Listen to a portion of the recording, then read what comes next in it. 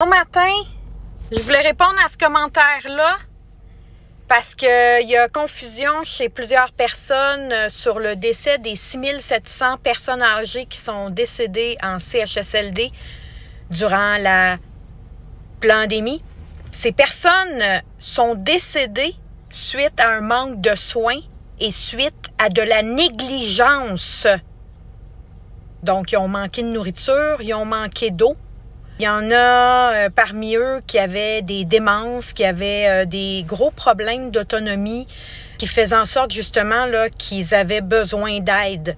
Donc, comment ça se passe un hébergement, là? Je vais vous le dire parce que j'en ai fait, moi, des demandes d'hébergement pour les CHSLD du temps que je travaillais comme travailleuse sociale. Premièrement, il faut qu'il y ait une évaluation qui soit effectuée. Donc, on n'envoie pas n'importe qui dans un CHSLD. Une évaluation, ça s'appelle une OCCI. C'est une évaluation de l'autonomie globale là, de la personne. Et c'est une évaluation qui est faite soit par une infirmière, une travailleuse sociale.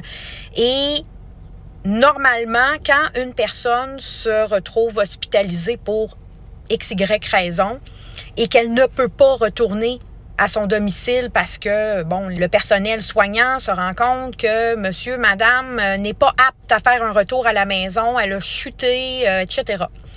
Là, ce qui se passe, c'est qu'ils vont faire appel à un professionnel du CLSC pour faire une évaluation de l'autonomie. Et cette évaluation-là, ainsi qu'une évaluation du médecin, hein, c'est pas juste les professionnels, c'est vraiment aussi les médecins. Tout ça ensemble, c'est des papiers qu'on envoie au MAH, qui s'appelle le mécanisme de l'accès à l'hébergement.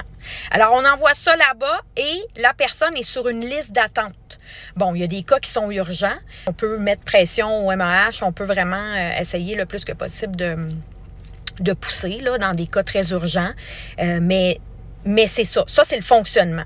Alors, qu'est-ce qui s'est passé durant la pandémie? C'est qu'ils ont massivement envoyé les gens de l'hôpital directement dans les CHSLD. Je ne sais pas comment ils ont fait leur compte, si toutes les évaluations ont été faites en bonne et due forme, mais je sais que les protocoles ont été changés. Et puis, c'est vraiment tout ça, l'ensemble de tout ça qui a causé une négligence chez les personnes âgées, dont le décès de plusieurs, malheureusement.